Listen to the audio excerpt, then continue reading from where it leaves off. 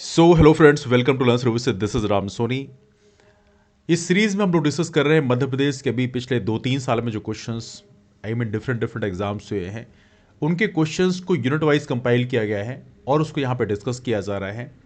तो MPPSC civil services के अलावा और बहुत सारे एग्जाम है, जैसे एडीपीओ का एग्जाम हो गया, इंजीनियरिंग सर्विसेज का एग्जाम हो गया, डेंटल सर्जन का एग्जाम हो गया, मेडिकल ऑफिसर, ऐसे बहुत सारे एग्जाम्स हैं जिनके सभी क्वेश्चंस को कंपाइल करके प्रॉपर तरीके से आपके सामने प्रेजेंट किया जा रहा है। तो ये सीरीज बहुत इंपॉर्टेंट है, इसको जरूर आप देखें। तो आज इस सीरीज में डिस्कस कर रहे हैं मध्य प्रदेश के इतिहास, संस्कृति एवं साहित्य को। एक और छोटी सी इन्फॉर्मेशन आपको बता दें कि ये compilation already information communication technology के लिए किया जा चुका है। तो उसको आप ज़रूर देखें, वो प्रॉपर तरीके से प्लेलिस्ट मैं यहाँ पर आई बटन में पिन भी कर दूंगा और चैनल में जाकर आप प्रॉपर तरीके से आप देख भी सकते हैं। चैनल में आपको चीज़ें मिल जाएंगी। इसके अलावा टेलीग्राम ग्रुप है हमारा राम सोनी एमपीपीएससी, जिसकी लिंक आपको नीचे डिटेल्स में मिल जाएगी। तो वहाँ पर क्लिक करके भी आप उस चैनल को ज्वाइन कर सकते हैं। वहाँ पर आपको प्रॉपर तरीके से पीडीएफ शेयर किया जाएगा। तो टेलीग्राम ग्रुप यदि आप ज्वाइन करते हैं तो आपको वहाँ पर पीडीएफ मिल जाएगा इस जो क्लासेस होती हैं हमारी। तो चलिए डिस्कशन की शुरुआत करते हैं, लेकिन स्टार्ट करने के पहले एक छोटी सी इन्फॉर्मेशन ये है कि 25 दिसंबर से हमारा एक नया बैच भी स्टार्ट हो रहा है। तो एमपीपीएससी का जो 1 ईयर बैच कोर्स हम लोग लॉन्च कर रहे हैं, प्रीलिम्स का मेंस होगा, तो उसे भी ज्वाइन करने के लिए आप कॉल कर सकते हैं। नंबर है 8826033084। इस नंबर पर कॉल करके आप इन्फॉर्मेशन ले सकते हैं। और सबसे अच्छी बात यह है कि अप्रैल 2024 का जो प्रीलिम्स होने वाला है उसके लिए हम लोग 500 एमसीक्यू सीरीज चलाएंगे, जो कि गैस वर्क के क्वेश्चंस होंगे। मतलब अभी तक का जो ट्रेंड एमपीपीएससी का रहा है उसको देखकर 2024 में किस तरह से क्वेश्चन पूछा जा सकते हैं उसका प्रॉपर तरीके से गैस वर्क का पेपर तैयार किया जाएगा। 500 एमसीक्यूज हर एक यूनिट के लिए, मतलब 10 की यूनिट में 5000 एमसीक्यूज का सेट बनाया जाएगा। उसको भी आप हमारे चैनल में देख सकते हैं। कुछ ही दिनों बाद उस पर काम स्टार्ट हो जाएगा, तो आप उसको प्रॉपर तरीके से चैनल में देख सकते हैं। आइए डिस्कशन की शुरुआत करते हैं, देखते हैं पहला क्वेश्चन कौन सा है। पहला क्वेश्चन आपके सामने है। ओके, इसकी पहला जो सीरीज है, पहला जो पार्ट है वो ऑलरेडी डाला जा चुका है। उसको भी नीचे डिटेल्स में मैं आपको डाल दूंगा, या तो आप आई बटन में पिन कर यहाँ पिन कर दिया जाएगा, तो यहाँ पे भी आप जाके देख सकते हैं। पहला पार्ट है ना। आइए दोस्त देखते हैं इस क्वेश्चन में। पहला क्वेश्चन है, सिद्धेश्वर बाणगंगा मेला मध्य प्रदेश के किस शहर में आयोजित किया जाता है। देखिए, ये जो मेले होते हैं यहाँ से क्वेश्चन अक्सर पूछे जाते हैं एग्जाम में, तो मेलों के बारे में जरूर ध्यान रखिएगा। तो सिद्धेश्वर बाणगंगा मेला आयोजित किया जाता है शिवपुरी में। मेले, कुछ मेले जो हैं अक्सर एग्जाम पूछे जाते हैं, जैसे महामृत्युंजय का मेला पूछा गया था एक बार, जो कि हमारे मध्य प्रदेश के रीवा जिले में आयोजित किया जाता है, महामृत्युंजय का मेला, है ना। तो ऐसी जगह थोड़ी ध्यान रखिएगा। इसके अलावा सबसे महत्वपूर्ण मेला हमारे मध्य प्रदेश का है, वह है सिंहस्थ का कुंभ मेला। सिंहस्थ कुंभ मेला कौन सा है? कुंभ मेला कहाँ पे है? हमारा कुंभ मेला आयोजित किया जाता है कहाँ पे? यह आयोजित किया जाता है उज्जैन में, क्षिप्रा नदी के तट पे। इस चीज़ को आप ध्यान रखिएगा, हर 12 साल में कुंभ का मेला आयोजित किया जाता है। और याद रहे, लास्ट टाइम हमारे उज्जैन में सन 2016 में कुंभ का मेला आयोजित किया गया था, है ना। इसके अलावा बहुत सारे और मेला है, जैसे हीरा भूमिया का मेला है, संत सिंगा जी का मेला है ना, बाबा गरीबनाथ का मेला है। तो कौन सा मेला कौन सी जगह में आयोजित किया था, ये आपको थोड़ी जानकारी होनी चाहिए। हालांकि इसको प्रॉपर तरीके से डिटेल्स मैंने अगले पेज में डाले हैं, कुछ महत्वपूर्ण मेलों की लिस्ट बनाई गई है, तो आप इसको भी बाद में देख सकते हैं, है ना। चलिए अगला क्वेश्चन आपके सामने, वर्ष 2022 में मध्य प्रदेश राज्य स्तरीय आदिवासी गौरव दिवस किस स्थान पर मनाया गया? मध्य प्रदेश राज्य स्तरीय आदिवासी गौरव दिवस बहुत ही महत्वपूर्ण क्वेश्चन है। देखिए, पहली बात देखेंगे, आदिवासी गौरव दिवस कब मनाया जाता है? ये मनाया जाता है 15 नवंबर को। तो 15 नवंबर को एक बहुत ही फेमस पर्सनालिटी रहे हैं बिरसा मुंडा, उनका जन्मदिन है। तो ये मनाया गया, इस बार कहां मनाया गया? शहडोल जिले में। मध्य प्रदेश राज्य स्तरीय आदिवासी गौरव दिवस 2022 का मनाया गया कहां पे? शहडोल में। 15 नवंबर को मनाया जाता है। तो ये थोड़ा सा आप ध्यान रखेंगे, that's very very important question. चलते हैं अगले क्वेश्चन में। ओके, यहाँ पे पूरे मेलों की लिस्ट बनाई गई है, इंपॉर्टेंट जो मेले हैं। गोटमार का मेला भी बड़ा फेमस है, कई बार पूछा गया, जो छिंदवाड़ा जिले में है ना। तीन चीजों को थोड़ा आप ध्यान रखेंगे। तीसरे क्वेश्चन में चलते हैं, अंतरराष्ट्रीय ख्याति प्राप्त आयरन नेल आर्टिस्ट कौन है?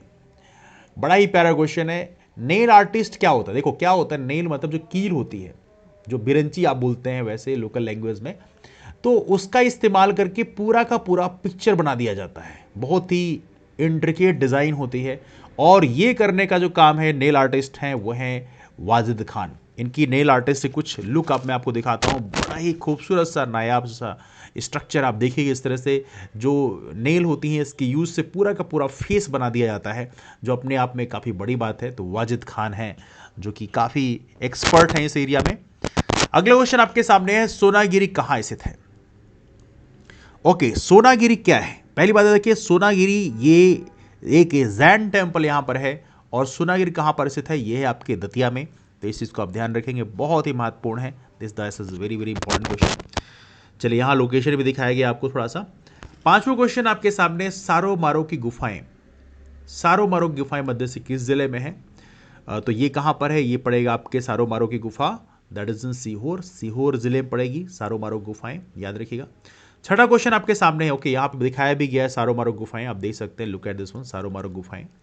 अगला क्वेश्चन आपके सामने है, पन्ना स्थित कौन सा मंदिर रोमन वास्तुकला से प्रेरित है?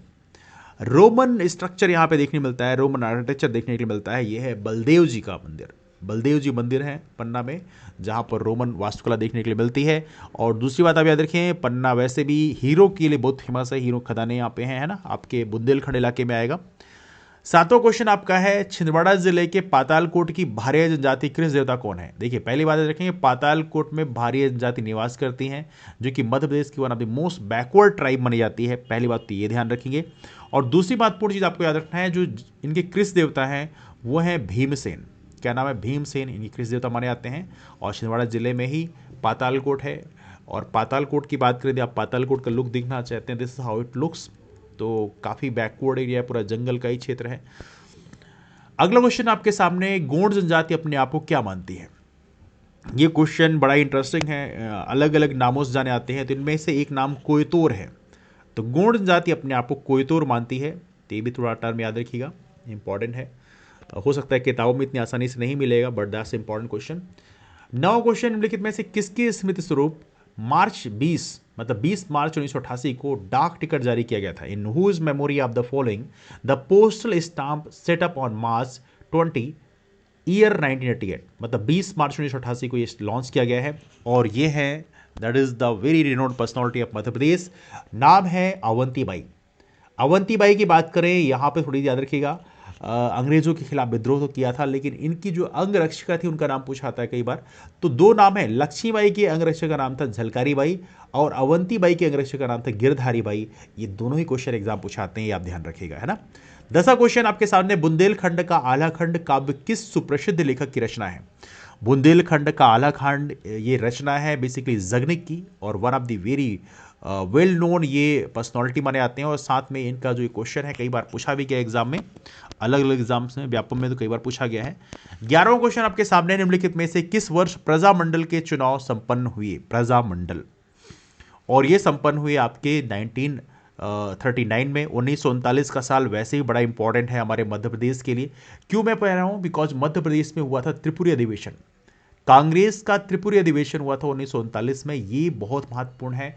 और इस त्रिपुरी अधिवेशन में सुभाष चंद्र बोस जो हैं, अब सुभाष चंद्र बोस 2 बार लगातार अध्यक्ष चुने गए थे कांग्रेस के। एक तो 1938 में चुने गए थे, वो हरिपुर का सेशन था, और उसके बाद 1939 में लगातार दूसरी बार त्रिपुरी अधिवेशन में कांग्रेस के अध्यक्ष चुने गए थे। हालांकि गांधी जी और सुभाष चंद्र बोस जी के बीच में काफ़ी मतभेद हो गए थे, क्योंकि गांधी जी ने अपना एक अलग कैंडिडेट उतारा था, पट्टाभी सीतारामैया को, और कहा भी था पट्टाभी की हार गांधी की हार है। और उस मतभेद के चलते फाइनली सुभाष चंद्र बोस ने कांग्रेस से रिजाइन कर दिया, त्यागपत्र दिया, और उनकी जगह में फिर जो अध्यक्ष चुना गया था वो बनाया गया था डॉक्टर राजेंद्र प्रसाद को, है ना। अब यहाँ पे एक चीज़ याद रखना है, डॉक्टर राजेंद्र प्रसाद ने, वो तो अध्यक्ष बन गए, लेकिन सुभाष चंद्र बोस ने जब रिजाइन किया यहाँ पर, तो फॉरवर्ड ब्लॉक की स्थापना किया था, ये भी आप ध्यान रखिएगा ना। चलिए 12वें क्वेश्चन में चलते हैं। निम्नलिखित में से कालिदास की किस रचना का अंग्रेजी भाषा में अनुवाद हुआ? ये क्वेश्चन बड़ा इंपॉर्टेंट है, और ये क्वेश्चन पूछा आता है कि अनुवाद किसने किया? अभिज्ञान शाकुंतलम का अनुवाद किया गया, और इसका अनुवाद किया था विलियम जोन्स ने। किसने? विलियम जोन्स ने। ये क्वेश्चन भी एग्जाम में 2-4 पूछा गया है, इसको आप ध्यान रखें। विलियम जोन्स ने अंग्रेजी में अनुवाद किया था, किसका? अभिज्ञान शाकुंतलम का। 13th क्वेश्चन आपके सामने, ओके, ये ईयर भी याद रखते हैं, 1789 में हुआ था। अगला क्वेश्चन आपके सामने है, ओके, क्वेश्चन की नंबरिंग देख लेते हैं। 13th क्वेश्चन है, सन 1854 में रीवा राज्य के राजा का नाम क्या था? देखिए, रीवा के क्षेत्र में बघेलखंड डायनास्टी रूल कर रही थी। अब देखिए, 1854 का टाइम में देखा जाए तो उस समय 2 प्रकार के राज्य होते थे हमारे देश में। एक होता था ब्रिटिश प्रोविंसेस। क्या होते हैं? ब्रिटिश प्रोविंसेस, इसे बोलते हैं ब्रिटिश प्रांत। ब्रिटिश प्रांतों का मतलब होता था, ब्रिटिश प्रोविंसेस का मतलब होता था कि जहां पे अंग्रेज सीधा का सीधा रूल कर रहे थे। जैसे केंद्रीय प्रांत का जो क्षेत्र है, सेंट्रल प्रोविंस में बरार का रीजन है, वहां पे अंग्रेज डायरेक्ट रूल कर रहे थे, है ना। तो ये जो इसे बोलते हैं ब्रिटिश प्रोविंसेस, मतलब जहां पर अंग्रेज सीधा रूल कर रहे थे, वहां पर कोई राजा को बिठाया नहीं गया था। लेकिन एक होता था प्रिंसली स्टेट। प्रिंसली स्टेट का मतलब है ब्रिटिश रियासत, मतलब उन्होंने अंग्रेजों की अधीनता तो स्वीकार कर लिया था, लेकिन वहां पे राजा बैठते थे, लेकिन उनको सुपरवाइज करने के लिए वहां पर एक ब्रिटिश कमिश्नर बैठा करता था, जो प्रॉपर तरीके से वहां पर चेक्स एंड बैलेंसेस के लिए बैठता था। और साथ में आपने यदि लगान मूवी देखी होगी तो वहां पे देखा होगा आपने प्रॉपर तरीके से किस तरह से ऐसे टैक्स की वसूली करनी है, वहां पे अंग्रेजों का इंटरफेरेंस चलता था।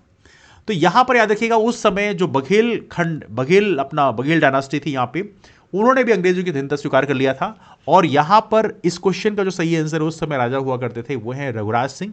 अब यहां पे चीज थोड़ा इंपॉर्टेंट इसलिए आती है क्योंकि 1857 का जो विद्रोह हुआ था अंग्रेजों के खिलाफ में, इसमें कई सारे राजाओं ने अंग्रेजों की मदद किया था, जिसमें सिंधियाओं ने अंग्रेजों की मदद किया था, वो आप लोगों ने पढ़ा ही होगा, रानी लक्ष्मीबाई का जो संघर्ष था। इसके अलावा जो बघेलखंड के राजा थे, इन्होंने भी अंग्रेजों की मदद किया था, है ना, अपने आप को सर्वाइव करने के लिए। एक और महत्वपूर्ण चीज आपको ध्यान रखना है, एवनली जो भोपाल की बेगम है, उनका जो रूल था उस समय भोपाल में, उन्होंने भी अंग्रेजों की मदद किया था। तो ये सारी चीज़ आप ध्यान रखेंगे। लेकिन कुछ ऐसे वंश माना, जैसे होलकर वंश की बात करें तो डायरेक्टली तो मदद नहीं किया था, लेकिन इनडायरेक्टली उन्होंने अंग्रेजों को, जो इंडियंस थे, उनको सपोर्ट किया था, ऐसा माना जाता है। हालांकि वो काफ़ी एक डिटेल टॉपिक है, उसको बाद में डिस्कस करेंगे। अभी चलते हैं 14th क्वेश्चन में। डॉक्टर भीमराव अंबेडकर ने 1946 में निम्न में से किस नाम से विद्यालय प्रारंभ किया था? डॉक्टर भीमराव अम्बेडकर का जन्म कहाँ पे हुआ था, आप बता सकते हैं कमेंट करके। बहुत ही आसान सा क्वेश्चन है। महू, आपको याद होगा महू का वैसे अब नाम डॉक्टर अम्बेडकर नगर कर दिया गया है, लेकिन महू का पहले जो नाम था वो था मिलिट्री हेडक्वार्टर ऑफ वॉर। ये एक बिग शॉर्ट नेम था, MHOW, है ना। तो 1946 में जिस विद्यालय की शुरुआत किया था उसका नाम था सिद्धार्थ। और सिद्धार्थ आपको पता होना चाहिए गौतम बुद्ध का बचपन का नाम था। एनीवे, अगला क्वेश्चन आपके सामने है, 15वां क्वेश्चन है, कलचुरी राजाओं में से सर्वप्रथम सिक्के चलाने का श्रेय निम्न में से किसे प्राप्त है? देखिए, कलचुरियों की बात कर रहे हैं। हमारे मध्य प्रदेश में भी कलचुरियों का शासन था। त्रिपुरी के कलचुरी माने जाते, त्रिपुरी कलचुरी मतलब त्रिपुरी का जो क्षेत्र है, मतलब जबलपुर के आसपास का महाकौशल का जो क्षेत्र है, वहां पर कलचुरियों का शासनकाल था। हालांकि बाद में छत्तीसगढ़ के एक बड़े बेल्ट में बड़े लंबे समय तक कलचुरियों ने शासन किया है। यदि आप छत्तीसगढ़ का हिस्ट्री पढ़ेंगे तो जानेंगे। तो कलचुरी राज्यों में सर्वप्रथम सिक्के चलाने का श्रेय दिया जाता है किसको? ये है गांगेय को। 16th क्वेश्चन है, माच परंपरा का संबंध निम्न में से किससे है? माच क्या है? एक लोक नाट्य है, याद रखिएगा। तो माच का संबंध है लोक नाट्य, और हमारे मध्य प्रदेश का राजकीय लोक नाट्य भी है। और हमारे मध्य प्रदेश के मालवा अंचल में, मालवा अंचल का लोक नाट्य, ये भी आप याद रखिएगा। मालवा अंचल कौन सा है? हमारे मध्य प्रदेश का जो पश्चिमी एरिया है, कौन सा? ये वाला एरिया, ये इंदौर, उज्जैन, साथ में अपना ये पूरा का पूरा जो एरिया है, पूरा यही पूरा अलीराजपुर तो हालांकि थोड़ा नीचे हो जाता है, तो वो निमाड़ के अंचल में आ जाता है, बट ये पूरा का पूरा जो रीजन है मालवांचल कहलाता है। तो इसको आप ध्यान रखेंगे। तो माच हमारा राजकीय लोक नाट्य है और मालवांचल का है। एक राई की भी याद रखिएगा। राई जो है हमारे मध्य प्रदेश के बुंदेलखंड अंचल का लोक नृत्य है, और ये मध्य प्रदेश का राजकीय लोक नृत्य है, ये भी आपको ध्यान रखना है। 17th क्वेश्चन में चलते हैं। पूछा गया आपके सामने, निम्नलिखित में से किस विकल्प में जनजाति का नाम वहां प्रचलित युवा गृह से के नाम से सुमिलित नहीं है? ये बड़ा इंटरेस्टिंग क्वेश्चन है। तो हर एक जनजाति का अपना एक युवा गृह होता था, अभी भी होता है वैसे ट्रेडिशनली, तो हालांकि अब उतना प्रभाव देखने के लिए मिलता है, फिर भी नाम तो है ही है। तो माड़िया जनजाति का जो युवा गृह है उसको बोलते हैं घोटुल। मुंडा जाति का जो युवा गृह है उसको बोलते हैं गतियोरा। भुइया का जो है इसी में डिस्प्यूट है, और ये ऑप्शन गलत है। भुइया का रंगभंग नहीं, अभी डिस्कस करेंगे किसका है। उराव का है धुमकोरिया, है ना। तो इस तरह से अलग अलग जनजातियों का अपना एक युवा गृह होता है। अब देखिए, यहां पर एक चीज आप डिस्कस करेंगे, रंगभंग किसका है? फिर रंगभंग है भारिया जनजाति का। किसका है? रंगभंग है भारिया जनजाति के युवा गृह को रंगभंग बुलाया जाता है ना। रंगभंग किसका है? भारिया जाति की युवा गृह को रंगभंग बुलाया जाता है। रंगभंग भी कई जगह लिखा मिलता है ना। तो थोड़ा सा आपको इसको ध्यान रखेंगे। और इसके अलावा भुइया जनजाति की बात करें, भुइया जनजाति का जो युवा गृह है उसको बुलाया जाता है धनगरवस्सा। क्या बोलते हैं इसे? बोलते हैं धनगरवस्सा। कई सारे, हालांकि ऐसी चीज़ें आमतौर पर किताबों में इतनी आसानी से नहीं मिल जाती, बट फिर भी मैंने थोड़ा कंपाइल किया हुआ है दुनिया भर की चीज़ों को रिसर्च करके, तो वहाँ पर ये कंपाइल किया है। तो यहाँ पे सबका लिखा हुआ है किसका क्या बोलते हैं। जैसे उराव में दुमकुरिया बोलते हैं, मुंडा और हो में गतियोरा बुलाया जाता है। तो हर एक चीज़ का प्रॉपर तरीके से युवागृह यहाँ पे कंपाइल किया, इसको आप देख सकते हो बाद में, तो इससे आपको काफ़ी सारा बेनिफिट मिलेगा, है ना। आइए डिस्कस करते हैं अगले क्वेश्चन को। 18th क्वेश्चन में चलते हैं, आप लोग इसको बातें पढ़ लीजिएगा। तानसेन के गुरु हैं बाबा हरिदास, ये कहां के निवासी थे? अब इसका सही आंसर है आपका ए, मतलब वृंदावन, वृंदावन के निवासी थे, है ना। 19th क्वेश्चन में चलते हैं। उज्जबन, उज्जबन एक जनजातीय संस्कार है, इसका संबंध किससे है? उज्जबन मध्य के मालवांचल में भी यह संस्कार होता है, चलता है, और यह है बेसिकली दाह संस्कार संबंधित है। 20th क्वेश्चन निम्नलिखित में से कौन सी रचना शरद जोशी संबंधित नहीं है? अब देखिए इसमें ऑप्शन दिया है शरद जोशी की रचनाओं के बारे में, तो इसमें देखिए परिक्रमा शरद जोशी की रचना है, तिलस्म शरद जोशी की रचना है, दूसरी सतह ये शरद जोशी की रचना है, लेकिन जो युग चरण है ये इनकी रचना नहीं है। ये किसकी रचना है? ये है माखन लाल चतुर्वेदी की रचना। और माखन लाल चतुर्वेदी मध्य प्रदेश में एक भारतीय आत्मा के नाम से मशहूर हैं, ये भी आप ध्यान रखेंगे। फ्रीडम स्ट्रगल में भी आपका बड़ा बहुत महत्वपूर्ण कंट्रीब्यूशन रहा है। 21st क्वेश्चन में चलते हैं। 21वां क्वेश्चन निम्नलिखित में से कौन सी जनजाति लौह शिल्प में निपुण होती है? लौह शिल्प में निपुण होती है, और यह है अगरिया जनजाति। मध्य प्रदेश में लौह शिल्प में निपुण है अगरिया जनजाति, इसको आप ध्यान रखिएगा, बहुत ही महत्वपूर्ण क्वेश्चन है। 22nd क्वेश्चन है। आदिवासियों की बोलियों में संवाद करने एवं सूचनाएं प्रसारित करने वाले सामुदायिक रेडियो का नाम क्या है? What is the name of the community radio which telecast the information and communication in tribal dialect? और ये कौन सा है? ये है आपका वन्या, बहुत ही महत्वपूर्ण है, इसको आप ध्यान रखिएगा। That's very very important question, ये फ्यूचर में पूछा सकता है। 23वां क्वेश्चन आपके सामने है। अवध किशोर जड़िया का संबंध किससे है? देखिए आपको याद रखना है, हमारे मध्य देश में जब किसी पर्सनालिटी को पद्मश्री, पद्म भूषण या पद्म विभूषण दिया जाए, ऐसे क्वेश्चन अक्सर पूछे जाते हैं, उसकी पर्सनालिटी संबंधित क्वेश्चन पूछे जाते हैं कि वो किस क्षेत्र से संबंधित है। तो अवध किशोर जड़िया की बात करें, इनको भी पद्मश्री सम्मान दिया गया था, अवध किशोर जड़िया को। और यदि इनकी बात करें कौन से क्षेत्र संबंधित है, तो ये है साहित्य एवं शिक्षा के क्षेत्र से, और इनका पूरा नाम है डॉक्टर अवध किशोर जड़िया। तो याद रखिएगा, that's very very important one. ये छतरपुर से रहने वाले हैं, बुंदेली कवि हैं, अवध किशोर जड़िया, इनका नाम जरूर याद रखें, that's very very important question. 24वां क्वेश्चन है। पद्मावत ग्रंथ निम्नलिखित में से किस लोक नृत्य का वर्णन है? पद्मावत ग्रंथ, मूवी भी आ चुकी है इस नाम से, ये है राई, राई लोक नृत्य का वर्णन है। राई हमारे मध्य प्रदेश का राजकीय लोक नृत्य भी, और साथ में हमारे मध्य प्रदेश में बुंदेलखंड अंचल का लोक नृत्य है ना। यहां पर आप याद रखिएगा, जो लोक कलाएं हैं अंचल वाइज कि मालवा कौन सा है, निमाड़ का कौन सा है, बुंदेलखंड बघेलखंड का कौन सा है, ये चीजें एग्जाम पूछ आती हैं, थोड़े ध्यान रखिएगा। 25वें क्वेश्चन में चलते हैं। निम्नलिखित में से किस लेखक ने रानी दुर्गावती की राजधानी चौरागढ़ की लूट का वर्णन किया है? और यह किया है बेसिकली अबुल फजल ने। इंपॉर्टेंट क्वेश्चन है। 26वां क्वेश्चन आपके सामने। भारतीय राष्ट्रीय कांग्रेस इंदौर शाखा के प्रथम अध्यक्ष कौन थे? हाँ, रानी दुर्गावती की बात करें, याद रखिएगा इनके पिता का नाम क्या था, है ना, इनके ससुर जी का नाम क्या था, इनके हस्बैंड का नाम, ये सारी चीजें पूछा थे प्रॉपर तरीके से एग्जाम में पूछी भी गई बात पहले। तो गोंड रानी थी और चंदेल राजकुमारी थी, दोनों चीज आप याद रखेंगे, और एग्जाम में बाकी डिटेल्स भी आपको ध्यान रखनी है। एनीवे, भारतीय राष्ट्रीय कांग्रेस इंदौर शाखा के प्रथम अध्यक्ष कौन थे? प्रथम अध्यक्ष थे अर्जुन लाल सेठी। इंपॉर्टेंट क्वेश्चन है, हालांकि इंपॉर्टेंट इतना तो नहीं है, चलो ठीक है, इस तरह से क्वेश्चन पूछे नहीं जाने चाहिए, बिकॉज इतना डिटेल कौन याद रखता है। 27वां क्वेश्चन आपसे पूछा गया है। निम्नलिखित में से किस मेले का आयोजन जाम नदी के तट पर किया जाता है? जाम नदी कहां पर है? यह है आपके छिंदवाड़ा जिले में, और जाम नदी के तट पर यह आयोजित किया जाता है गोटमार का मेला। इसमें क्या है, जाम नदी जो है उसके दोनों साइड में यहाँ पे लोग पत्थर फेंकते हैं, हालांकि एक दूसरे को लगता नहीं, नदी के बीच में गिर जाता है, बट ये कल्चर है वहां पे जो कि छिंदवाड़ा में आयोजित किया जाता है। तो यह है जाम नदी में गोटमार का मेला। 28 क्वेश्चन है। मादर और दफड़ा का संबंध किससे है? देखिए, मादर और दफड़ा ये दोनों ही प्रकार के वाद्य यंत्र हैं, और मादर की बात करें जैसे ढोलक होती है उस तरह का कुछ शेप होता है, दफड़ा भी थोड़ा वैसी शेप होता है, थोड़ा अलग सा होता है। मैं आपको दिखाता हूं, let me show this one. ये देखिए, ये है मादर और ये है दफड़ा, है ना, ये अलग से यहाँ पे आप बजाते हो इसको, है ना, ये यहाँ पे एक रस्सी बंधी होती है, इसको गले में लोग टांग लेते हैं, है ना, प्रॉपर तरीके से। एनीवे, कौन सा क्वेश्चन हो गया हमारा? 28 क्वेश्चन हो गया। 29 में चलते हैं। निम्नलिखित में से किस शासक ने उज्जैन में हिरण्य गर्भदान नामक यज्ञ करवाया था? हिरण्य गर्भदान ये करवाया था किसने? That was done by Dantidurga. Dantidurga की बात करें, बहुत ही महत्वपूर्ण नाम है, फ्रॉम राजपूत डायनास्टी, है ना। चलिए, अगला क्वेश्चन आपके सामने है। 30th question. निम्नलिखित में से कौन सा सुमेलित नहीं है? जनजाति उपजनजाति बतानी है। गोंड जात की बात करें तो नगारची, चलो ठीक है, ये सही है, सुमेलित है। दूसरा है भील, भील का बरेला है, तो भील के बहुत सारे, भील, भिलाला, पटेलिया, रथिया, बरेला, है ना। बैगा की बात करें बेजवार है, बिल्कुल सही है।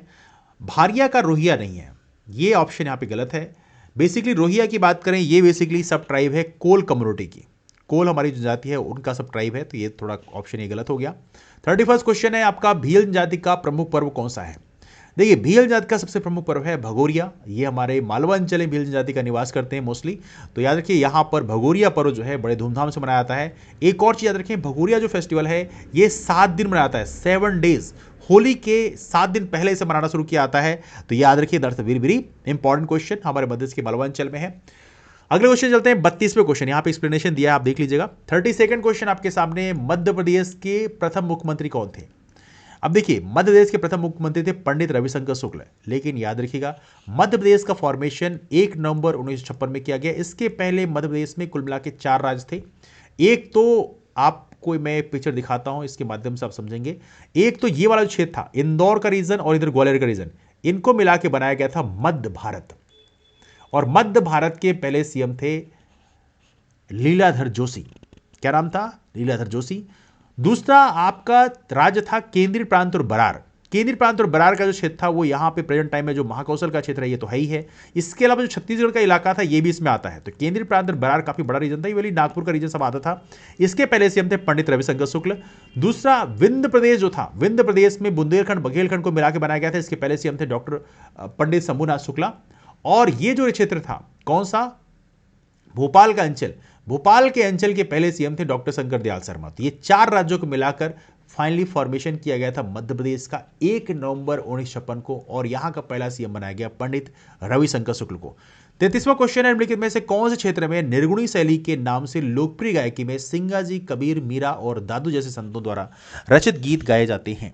बड़ा ही इंपॉर्टेंट क्वेश्चन है, और ये कौन से अंचल का है? निमाड़ अंचल का है, याद रखिएगा, निमाड़ अंचल में निर्गुणी।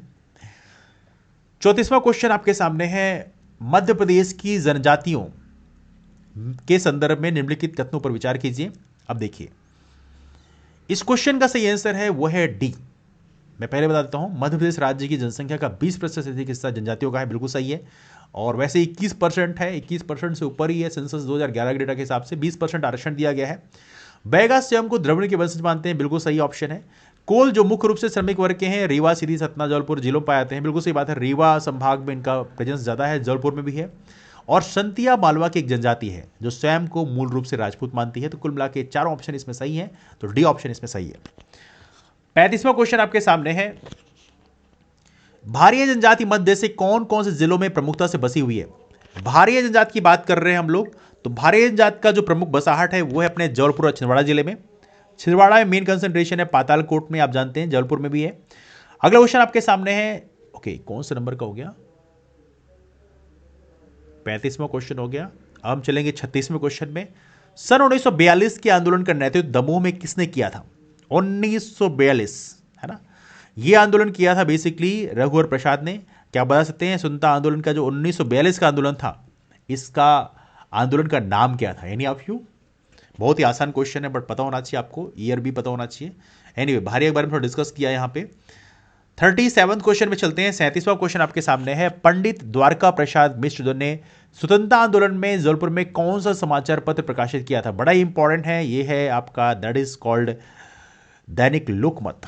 दैनिक लोकमत है। 38वां क्वेश्चन है, मालवा के परमार वंश का सर्वश्रेष्ठ शासक कौन था? तो परमार वंश का सर्वश्रेष्ठ शासक कौन थे? भोज थे, राजा भोज को जानते हैं आप लोग। लेकिन परमार वंश की स्थापना करने का जो श्रेय जाता है वो है उपेंद्र को, जिनका नाम है कृष्णराज, है ना, 9th सेंचुरी में, है ना, थोड़ा ध्यान रखिएगा, that's very very important question. 39 question में चलते हैं, यहां पर एक्सप्लेनेशन थोड़ा दिया हुआ है। 39 क्वेश्चन है, मध्य प्रदेश के वर्तमान डिंडोरी जिले का रामगढ़ गांव 1857 के विप्लव के समय विद्रोह का एक केंद्र था। उस विद्रोह के अगुवा कौन थे? तो विद्रोह के अगुवा इस ऑप्शन में दिखाया तो ये थे रानी अवंतीबाई। स्पेशली रामगढ़ के क्षेत्र में रानी अवंतीबाई का बड़ा ही महत्वपूर्ण कंट्रीब्यूशन है। इनके अंगरक्षक का नाम भी था गिरधारी बाई, ये भी आप ध्यान रखिएगा, that's very very important one. 40वां क्वेश्चन है, मध्य प्रदेश के किस संग्रहालय में रानी दुर्गावती किसके समकालीन थे? आप बता सकते हैं, ये अकबर की समकालीन थी और अकबर की सेना से मुकाबला इनका हुआ था।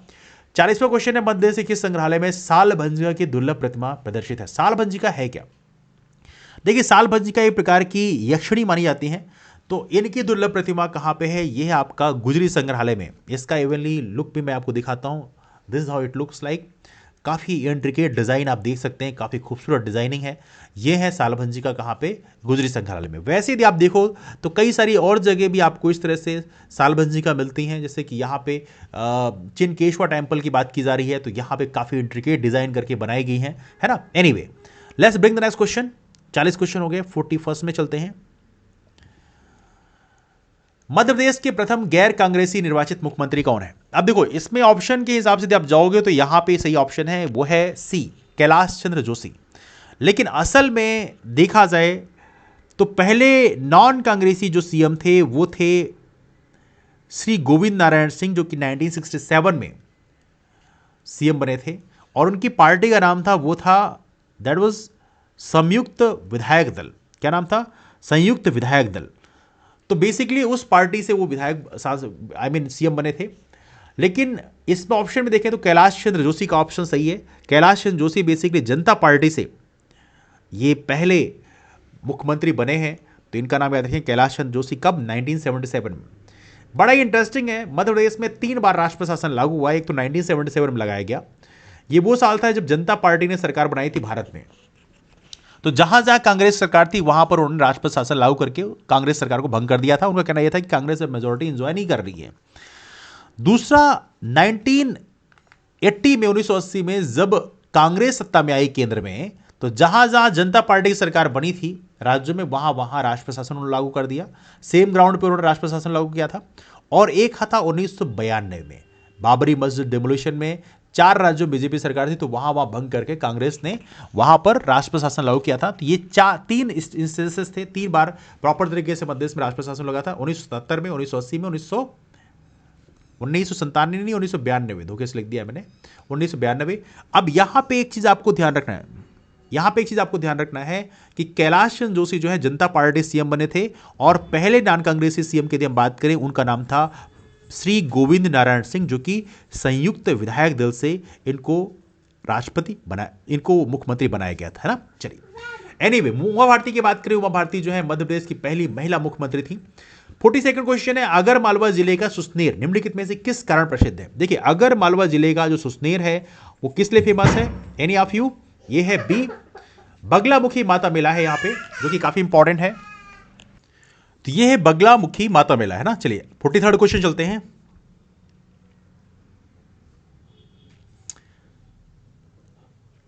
सोलहवीं शताब्दी में ऐतिहासिक नगर ओरछा की स्थापना किसने किया था? तो ये स्थापना किया था किसने? That was done by Rudra Pratap Singh Bundela ने। एक चीज आपको ध्यान रखना है कि ओरछा जो है प्रेजेंट टाइम में जिस जिले में आता है वो है निवाड़ी जिला। टीकमगढ़ से अलग होकर निवाड़ी जिला बना था, और निवाड़ी जिले में प्रेजेंट टाइम में 3 तहसीलें आती हैं। एक तो है निवाड़ी खुद है, दूसरा है ओरछा, और तीसरा है पृथ्वीपुर। तो याद रखिएगा, ओरछा एक तहसील है प्रॉपर तरीके से, कहां? निवाड़ी जिले में, है ना। चलिए, 44th क्वेश्चन में चलते हैं। रानी लक्ष्मीबाई को अंग्रेजों से बचाने हेतु उनकी वेशभूषा धारण करने वाली वीरांगना का नाम क्या है? ये बड़ा ही इंपॉर्टेंट क्वेश्चन है। अंगरक्षक का नाम था ये, और ये हैं झलकारी बाई। याद रखिएगा, ये दोनों ही नाम मैं आप लोगों से अक्सर डिस्कस करता हूं। रानी लक्ष्मीबाई के अंगरक्षक का नाम था झलकारी बाई, और अवंती बाई की अंगरक्षक का नाम था गिरधारी बाई। क्या नाम था? गिरधारी बाई। तो ये दोनों ही नाम आपको ध्यान रखना है। That's a very very important question. 45th question में चलते हैं। 45वां क्वेश्चन आपके सामने है, निम्नलिखित में से कहां के किले में आहू खाना मृगवन स्थित है? तो ये कौन सा है आपका?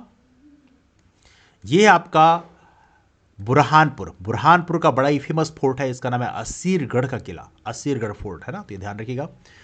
46 क्वेश्चन है, 46वां क्वेश्चन है, भगोरिया पर्व किस त्योहार संबंधित है? अब भगोरिया पर्व की बात करें, ये कौन मनाते हैं? ये भील समुदाय के द्वारा मनाया जाता है। एक और याद रखना है, 7 दिन मनाया जाता है, होली के टाइम मनाया जाता है। तो ये होली के टाइम में भगोरिया पर्व को मनाया जाता है। 47th क्वेश्चन आपका, होशंगाबाद हुंकार किसकी रचना है? होशंगाबाद हुंकार किसकी कृति है? तो इसका सही ऑप्शन है, यह है प्रयागदत्त शुक्ल। तो होशंगाबाद हुंकार किसकी रचना है? प्रयागदत्त शुक्ल की। हालांकि होशंगाबाद जिले का नाम नर्मदापुरम कर दिया गया है, होशंगाबाद संभाग का नाम भी नर्मदापुरम कर दिया गया है। 48th क्वेश्चन है, काकनाद का आधुनिक नाम क्या है? कुछ जगह काकनाद मिलता है, कुछ जगह काकनाबाद ही मिलता है, दोनों चीजें प्रॉपर तरीके से मिलती हैं, तो कंफ्यूज नहीं करना है। तो काकनाद का प्राचीन नाम है, यह है सांची। सांची का जो स्तूप है वो ऑलरेडी वर्ल्ड हेरिटेज साइट घोषित किया गया है। कहां पे है? ये है रायसेन में। रायसेन में दो महत्वपूर्ण चीजें हैं, एक तो सांची का स्तूप है और एक बहुत ही महत्वपूर्ण गुफा है भीमबेटका गुफाएं। तो ये दोनों चीजें जो हैं, भीमबेटका की जो गुफाएं हैं और ये सांची का स्तूप, दोनों को वर्ल्ड हेरिटेज साइट डिक्लेयर किया गया है। और एक और हेरिटेज साइट है, वह है खजुराहो की। खजुराहो कहां पे है? छतरपुर में है। तो यहां पर इन तीनों के बारे में पता होना चाहिए कौन सी हेरिटेज साइट कब डिक्लेयर की गई है। तो ये आप लोग कमेंट कर बताइए, खजुराहो, सांची और भीमबेटका ये तीनों कब हेरिटेज साइट बनाई गई है। याद रखिए तीनों सीक्वेंस में है, सबसे पहले खजुराहो का बना, फिर उसके बाद सांची, फिर उसके बाद भीमबेटका। तो तीनों का सीक्वेंस आप बताइए कमेंट करके। 49 क्वेश्चन आपके सामने है, रानी दुर्गावती के पिता का नाम क्या था। अब देखिए क्वेश्चन पूछा गया है, मैंने आप लोगों से पहले डिस्कस किया था कि पिता का नाम पूछा था। हालांकि इसमें पिता का नाम जो किताब में मिलता है वो मिलता है राजा कीरत राय, लेकिन यहां पे जो ऑप्शन है उसके हिसाब से सही ऑप्शन है यह है सालीवाहन, है ना, इस नाम से जाने जाते थे। और चलते हैं 50th क्वेश्चन में। यह है आज का अंतिम क्वेश्चन, 50वां क्वेश्चन है, किस वर्ष में झंडा सत्याग्रह हुआ था। झंडा सत्याग्रह का जो प्रमुख सेंटर था वो था जबलपुर, हालांकि उसको बाद में नागपुर शिफ्ट कर दिया गया था। तो झंडा सत्याग्रह क्यों हुआ था? झंडा सत्याग्रह होने की वजह ये थी कि यहाँ पर हम लोगों ने झंडा फहराया तो अंग्रेजों ने उसको कुचल दिया, और उसके बाद में हम लोगों ने, क्योंकि झंडा किसी भी ऑर्गेनाइजेशन का, किसी भी कंट्री का सबसे इंपॉर्टेंट होता है, झंडा ही सबसे इंपॉर्टेंट चीज होती है। और यदि उसके साथ कोई छेड़खानी हो जाए तो इसका मतलब यह है कि आपकी आन बान शान में किसी तरह से लोगों ने मतलब डैमेज किया है। तो यहां पे झंडा सत्याग्रह कब हुआ है जबलपुर में? तो ये हुआ था आपका, any of you want to comment this out, ये है आपका सही आंसर 1923 में, 1923 में। और 51वां क्वेश्चन है, राई परंपरा क्या है। राई परंपरा की बात करें, ये क्या है? ये लोक नृत्य है और कौन से अंचल का है? हमारे बुंदेलखंड अंचल का राजकीय, बुंदेलखंड अंचल का लोक नृत्य है और हमारे मध्य का राजकीय लोक नृत्य भी है। और लोक नाटक की बात करें तो आप जानते हैं दैट इज मार्च। मार्च हमारे मध्य प्रदेश का राजकीय लोक नाट्य है जो कि मालवा अंचल का है ना। तो ये रहे हमारे 50 क्वेश्चन, 51 क्वेश्चन हो गए हैं। अब डिस्कशन को वाइंड अप करेंगे, अगले जो क्वेश्चन हैं वो अगले पार्ट में डाले जाएंगे। डिस्कशन को वाइंड अप करते हैं, मुलाकात करते हैं फिर। और यदि फर्दर इसकी जो क्लासेस हैं उसको आपको आई बटन में आप पिन करके आप देख सकते हैं, आई बटन में पिन रहेगा, आप इसको क्लिक करके देख सकते हैं, डिटेल्स भी मिल जाएगी। और साथ में आप प्रॉपर तरीके से होम पेज में या वीडियोस में जाएंगे तो वहां मिल जाएगा। टेलीग्राम ग्रुप देख लीजिएगा, टेलीग्राम ग्रुप रामसोनी एमपीपीएससी है, वहां पे इसका पीडीएफ प्रॉपर तरीके से शेयर कर दिया जाएगा। रामसोनी एमपीपीएससी टेलीग्राम ग्रुप का जो लिंक है वो आपको नीचे डिटेल्स से मिल जाएगी, है ना। दैट्स ऑल फॉर नाउ, मुलाकात करते हैं फिर, तब तक bye, take care, have a wonderful day, keep moving forward and take care.